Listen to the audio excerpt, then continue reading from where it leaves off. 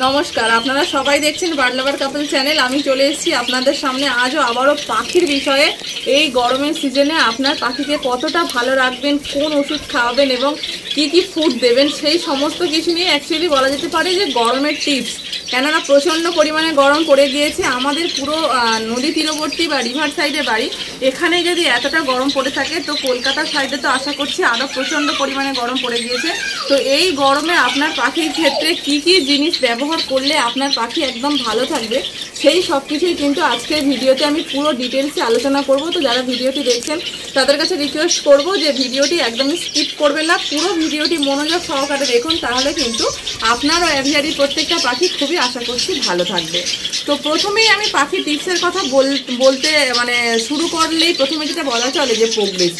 এই সময় কিন্তু এই যে প্রচণ্ড গরম পড়ে গিয়েছে, এই সময় কিন্তু আপনার কোনো পাখিকেই একদম ব্রিডিং প্রোগ্রেসে বসাবেন না। তো আমার হয়তো ব্যাক সাইডে আপনারা অনেকেই দেখছেন যে জাভার জাভার খাঁচার ভিতরে হাঁড়ি আছে। তো ওগুলো অ্যাকচুয়ালি আমাদের যে সিজন শেষ হয়ে যাওয়ার সময় ওরা পুরো ডিমগুলো দিয়ে দিয়েছে, বাচ্চা ফুটিয়ে ফেলেছে।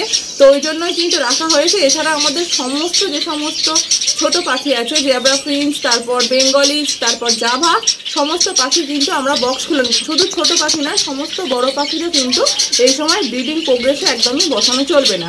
তো ককাটেলের এই সময় আমরা ভাঁড় দিয়েছি, তাদের বাচ্চা অলরেডি বেরিয়ে গিয়েছে, তো এটাই লাস্ট, আর কিন্তু ওদের আমরা ভাঁড় দিচ্ছি না। তো প্রথমে যেটা বললাম যে এই সময় কিন্তু একদমই ওদের ব্রিডিং প্রোগ্রেসে বসানো চলবে না।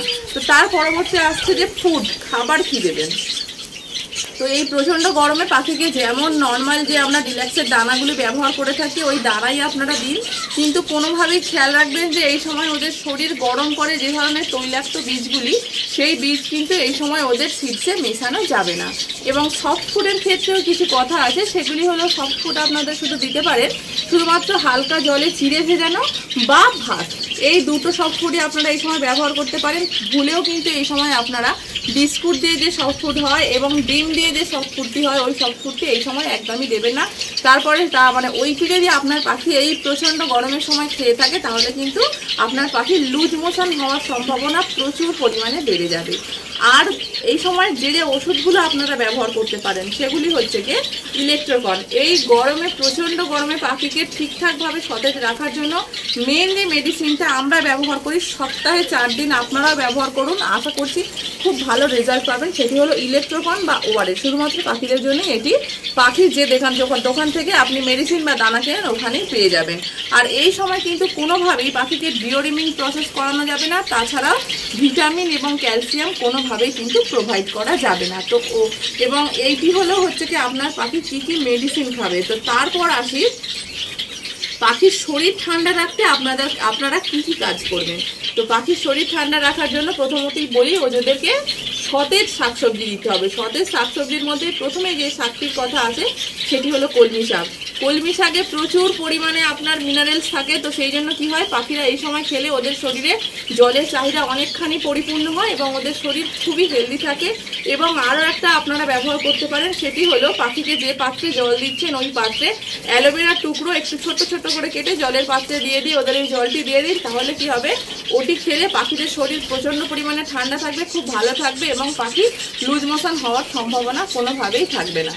তো এই সমস্ত ছোট্ট ছোট্ট টিপসগুলি এই গরমে যদি আপনারা মেনে চলেন তো আশা করব আপনাদের পাখিও ভীষণ ভালো থাকবে এবং সতেজ থাকবে। তো আরও একবার মনে করিয়ে দিই, এই সময় কিন্তু পাখিকে আপনারা কোনোভাবেই ব্রিডিং প্রোগ্রেসে বসাবেন না। পাখির যে খাবারগুলি খেলে ওদের লুজ মোশন হওয়ার সম্ভাবনা থাকে, তৈলাক্ত বীজ, ডিম, চিড়ে, এই ধরনের ডিম, বিস্কিট, এই ধরনের সফট ফুড ওদের দেবেন না। আর পাখিকে মুক্তভাবে রাখুন। মুক্তভাবে বলতে আপনার অ্যাভিয়ারির 4-5টা খুলে রাখুন যাতে অ্যাভিয়ারির মধ্যে হাওয়া প্রবেশ করতে পারে। এবং চারিদিক গুমট করে এই সময় যদি আপনি আপনার পাখিকে রেখে থাকেন তাহলে কিন্তু পাখির হেলথে খুবই খুবভাবে ক্ষতিগ্রস্ত হবে, হিট হয়ে যাবে শরীর। তো তার জন্য আপনারা অ্যাভিয়ারির মধ্যে কিন্তু হালকা করে ফ্যানেরও ব্যবস্থা করতে পারেন। তো এই ছিল আজকের ছোট্ট টিপস। আশা করছি আপনাদের আমার এই ভিডিও থেকে অনেক কিছুই বুঝতে পারলেন এবং আশা করছি আপনাদের খুবই উপকৃত হবেন। তো ভিডিওটি কেমন লাগলো সেটা অবশ্যই জানাবেন এবং প্রচুর পরিমাণে লাইক এবং কমেন্ট করবেন। তো আজকের ভিডিওটি এখানেই শেষ করছি, পরবর্তীতে আপনাদের জন্য নিয়ে আসবো আবারও অন্য একটি ভিডিও। ততক্ষণ সবাই খুব ভালো থাকবেন, সুস্থ থাকবেন আর আমার বার্ড লাভার কাপল চ্যানেলের পাশে থাকবেন। নমস্কার।